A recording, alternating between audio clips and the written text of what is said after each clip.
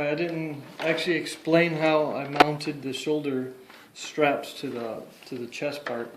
Basically, it's Zappa gapped on, not E6000. So what I did, this is a raw one, so I still have to trim this one quite a bit on both sides. I have to straighten this out here.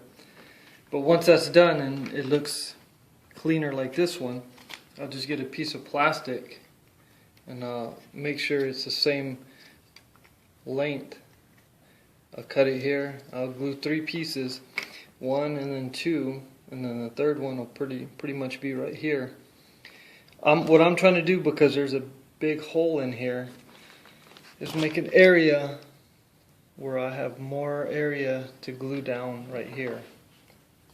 So it just basically, you just figure out, you bend it.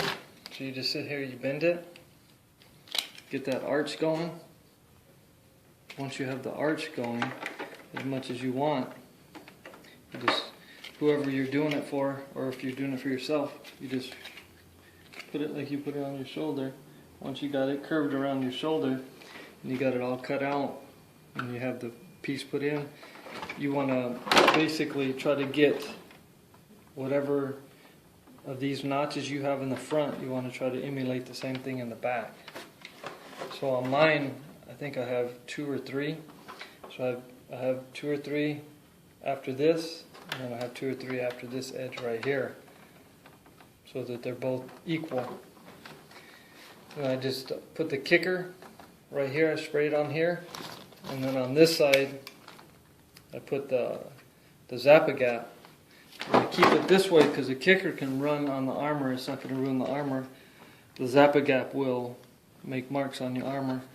And you hold it as flat as you can, and when you put it on, you just hold both sides. And then you also try to make it, if you don't glue it right, you could go crooked in the back.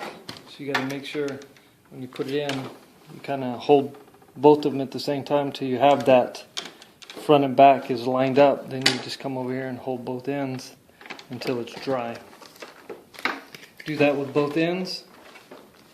Then at the very end, you use a piece of elastic that you just tie it, put in there, tie it, you bring it around, and that holds the shoulder strap from looking like, if you put it on, it'll want to flare out, but if you have the strap will actually keep it from flaring out when you put it on. So they call this free floating. So it's kind of hovering above the back plate, so it's not glued permanently. You don't have to use any elastic, any Velcro. I'm sorry, not elastic, I mean any Velcro underneath, because the elastic holds it down.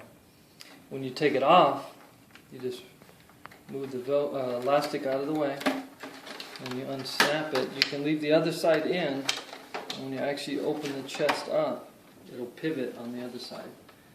The elastic won't matter, but this one you definitely need to take it out, because these will, quite a few people, they've cracked right in this area right here. It gets really weak right here, and it will break off. This will stay on, the rest will break off. So when you're putting it on, you got to be super careful here too. So when you're putting it on, don't let it get caught, because it will crack and end up breaking off. Here we're, for the torso I showed you earlier, we have 2-inch elastic. It's white instead of the black. I get a yard of this too, cut it in half, use it for the left and right. The back parts actually glue in on both of them. The left side, only the top glues in, so the top and bottom glue in. The right side, there's a snap, and then it snaps in underneath. You also put a snap in the middle of both of them, and that's where you glue the shoulder bell, or the whole arm unit, into it. You just snap it in, and you want to glue it in as close as possible so that it's right up against the shoulder strap. You want, that's where you get the least amount of black showing in the shoulder. We're going to finish up the forearms. So the equipment we need is a 2-inch wide black elastic. It's half a yard. I just had half a yard, cut it in half, one for each forearm and bicep. We have a bicep clip, and then we have 3/4 elastic here, 3/4 elastic here. I just got, I think, 3 yards. I glue it in on both sides, and I bring them slightly together. I glue them in just so that they're tight. They're actually a little bit looser, but I want them just a little bit tighter. So when they go on to the bicep, they don't stick out real far. The clip goes in, hooks into the strap that goes across, and then the 3/4 elastic, we put a snap in here so that it hooks into the top of the shoulder, the strap on the shoulder. Here's the bicep clip, one that's already finished after I've already bent it out, and it just basically glues in here where the thumbprint is at. Alright, so the bicep clip is 90 centimeters long, 22 centimeters wide, and then there's 3 bend marks. You can see there's 1, 2, actually there's 4, I'm sorry. So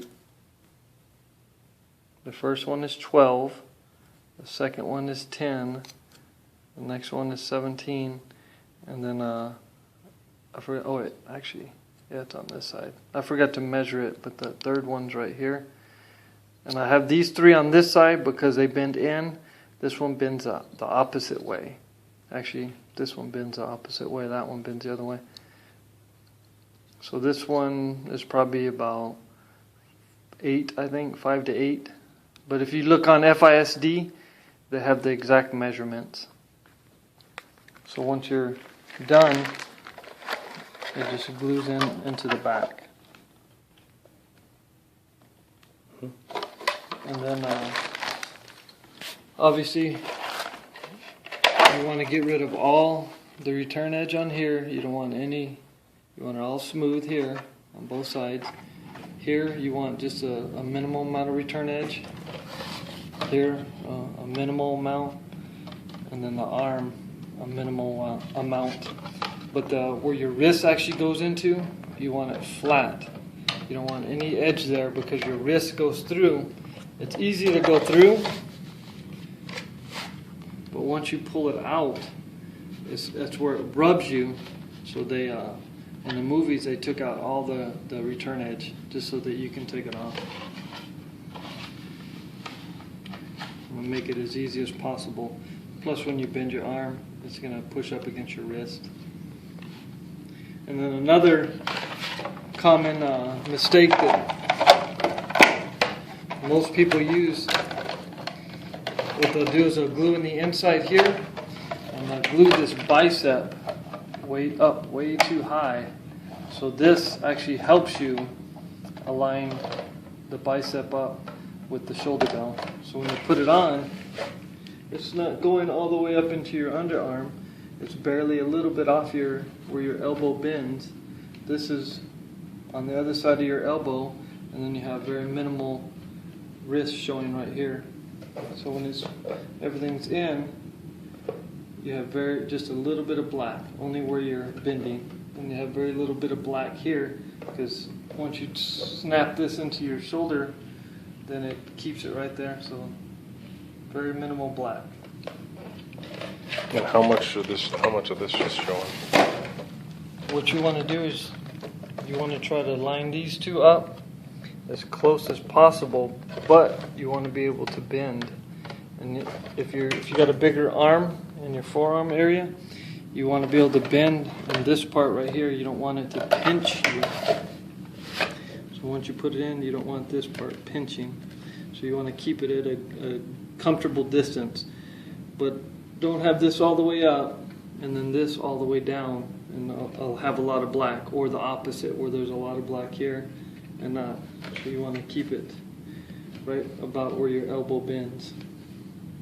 So I just happen to not have really big forearms, so I have even with this, all this right here, the plastic, it doesn't pinch me. So when you glue this one on, this very edge right here, from the edge here to the edge here, about 10 centimeters, and then you want to find the center of this arch, and that's where this line will be, about the center.